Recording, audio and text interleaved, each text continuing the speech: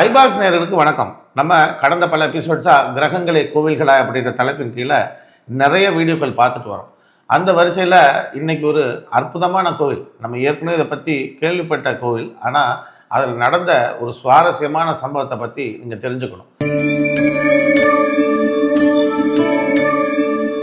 பொதுவாக சூரியனும் சந்திரனும் ஒளிமிக்க கிரகங்கள் நம்ம எல்லாருக்கும் தெரியும்.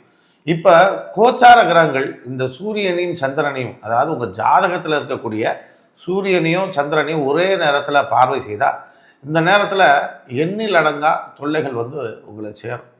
நிறைய கஷ்டங்கள் வரும். எவ்வளோ பெரிய ஆளாக இருந்தாலும் சரி, அந்த நேரத்தில் அவன் ரொம்ப கடினமான சூழலை அடைவான். ரெண்டும் மாறுபட்ட தன்மையை அடைகிறது.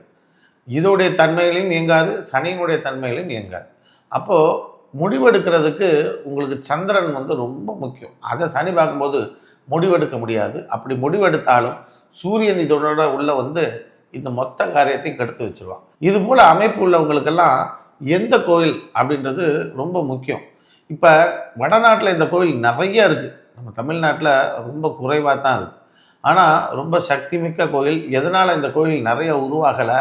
வடநாட்டில் இருக்குது, அதனால் இங்கே வேணான்னு மக்கள் முடிவெடுத்தாங்களா என்னன்னு தெரியல. இந்த கோவில் சந்தோஷி மாதா கோவில் அப்படிங்கிறது தான் இதுக்குண்டான கோவில். இந்த சந்தோஷின்ற வார்த்தையை சூரியனும் சனியும் குறிக்கும், இந்த மாதான்ற வார்த்தையை சந்திரன் குறிக்கும். இப்போ இந்த 3 கிரகங்களும் சேர்ந்தால் எந்த கோவிலுக்கு போகணும்னா சந்தோஷி மாதா கோவிலுக்கு தான் போகணும். இது இங்கே சென்னையில் நாங்கள் வசிக்கிற இடத்துக்கு பக்கத்திலேயே ஆற்காடு ரோடுன்னு ஒரு இடம் இருக்குது. அந்த இடத்துல வலசரவாக்கம் போகிற வழியில் சந்தோஷி மாதா கோவில் இருக்குது. இந்த ஒரு கோவிலுக்கு நான் சில நேரம் போய் வருவது உண்டு. நிறைய பேருக்கு இங்கே சென்னை வாழ் மக்களுக்கு இங்கே உள்ள கோவிலை பரிந்துரைக்கிறது உண்டு. ஒவ்வொரு ஊர்லேயும் பெரிய ஊர்களில் இந்த கோவில் நிச்சயம் இருக்குது. இந்த கோவிலுக்கு ஒருவரை போக சொல்லி நான் பரிந்துரைத்தேன்.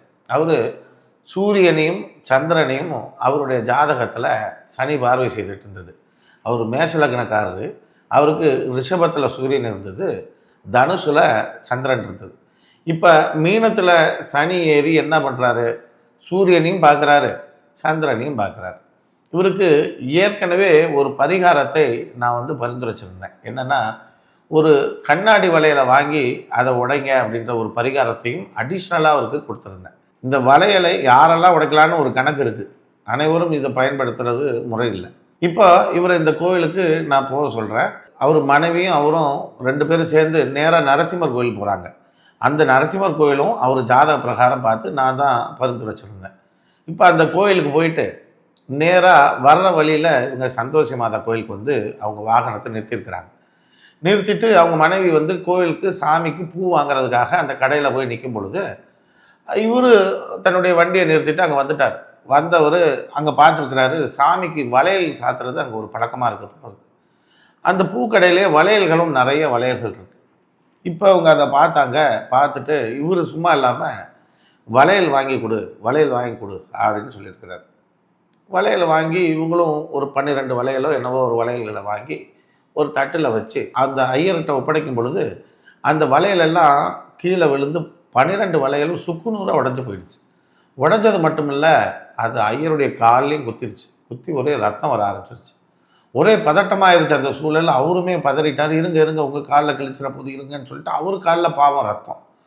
இவங்களுக்கு பெரிய மன உளைச்சல் ஆகிடுச்சு. பதறாங்க. பதறும் பொழுது அந்த கோயிலில் இருக்கக்கூடிய அந்த ஐயர் இவங்களை ஆஸ்வாசப்படுத்துகிறார். கவலைப்படாதீங்க, ஒன்றும் இல்லை, இது தற்செயலாக நடந்தது தான், ஒன்றும் இல்லை, வேறு வளையல் கூட வாங்கி வச்சுக்கலாம், பயப்படாதீங்க அப்படின்னு தைரியம் சொல்கிறார். சொல்லிவிட்டு அவர் ரத்தத்தோடு அந்த காலை சரி பண்ணிவிட்டு திரும்ப வளையல் கொண்டு போய் கொடுக்கவும் அந்த வளையலை வாங்கி சாமிகிட்ட வச்சுட்டு கொடுக்கும்போது இவங்க முகத்தை பார்த்தோன்னே அவர் புரிஞ்சுக்கிட்டு, நீங்கள் கவலைப்படாதீங்க, நான் ஒன்று சொல்கிறேன், தப்பாக எடுத்துக்காதீங்க, நீங்கள் நரசிம்மர் கோயில் போங்க, ஏதாவது நரசிம்மர் கோயிலில் போய் ஒரு தடவை பரிகாரம் மாதிரி போயிட்டு வந்துடுங்க, நரசிம்மர் உங்களுக்கு பாதிப்பை ஏற்படுத்த மாட்டார், உங்களை பார்த்துப்பாருன்னு சொல்லி அவர் சொல்லியிருக்கிறார். இவங்க நான் சொன்னது பிரகாரம் ஏற்கனவே நரசிம்மரை பார்த்துட்டு இங்கே வரும்பொழுது தான் இங்கே ஆச்சு. இப்போ இவங்களுக்கு பதட்டம் ஜாஸ்தி. இப்போ என்ன பண்ணிட்டாங்கன்னா, இவங்க நேராக எங்கள் வீட்டுக்கே வந்துட்டாங்க. என் வீடு அருகாமையில் தான் இருக்குன்றதுனால, அவங்க எனக்கு நண்பர்ன்றதுனால வீட்டுக்கு வந்துட்டாங்க.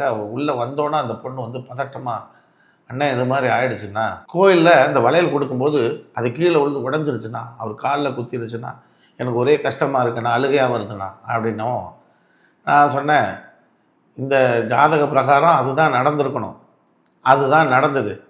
இப்போ அடிஷ்னலாக அவருக்கு ரத்தம் வந்திருக்கு, எதுவும் செவ்வாயும் இதில் தொடர்பில் இருக்குமா இருக்கும் அப்படின்னு சொன்னேன்.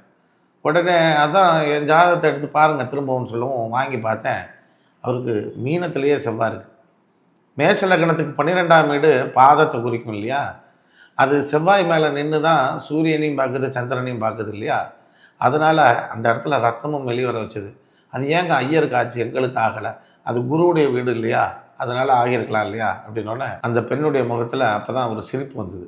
சிரிப்பு வந்து இருந்தாலும் எங்களுடைய ஒரு ஜாதகம் அவருடைய இதுக்கு ரத்தம் வர வச்சது எங்களுக்கு ரொம்ப கஷ்டமாக இருக்குன்னாங்க. அதுதான் ஒரு கோயிலுக்கு போக சொன்னார் இல்லையா, நரசிம்மர் கோயிலுக்கு போங்க அப்படின்னு. அங்கே போயிட்டு தானே வந்தோம் அப்படின்னாங்க. இப்போ உங்கள் பிரச்சனை நிவர்த்தி ஆச்சுன்றதை ஞாபகம் வச்சுக்கோங்க.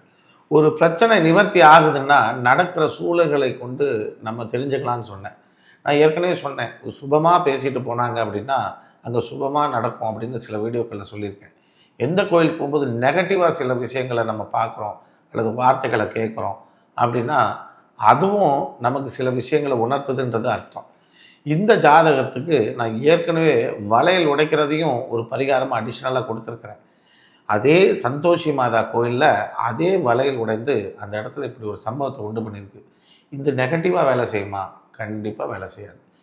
எந்த இடத்துல எந்த விஷயம் நெகட்டிவாக நடக்கும், அதே இடத்துல எது பாசிட்டிவாக நடக்கும் அப்படின்றது ஜாதகத்தை கொண்டு தீர்மானம் செய்யலாம். அந்த கோவில் பார்த்தா ஒரு பெரிய கோயிலோட அமைப்பெல்லாம் இருக்காது, ஒரு வீடு மாதிரியான ஒரு அமைப்பில் தான் இருக்கும். வரிசையாக கடைகள் இருக்கும், அந்த கடைகளுக்கு நடுவில் இதுவும் ஒரு கோயில் ஆட்டம் இருக்கும், ஒரு வீடு மாதிரியும் இருக்கும்.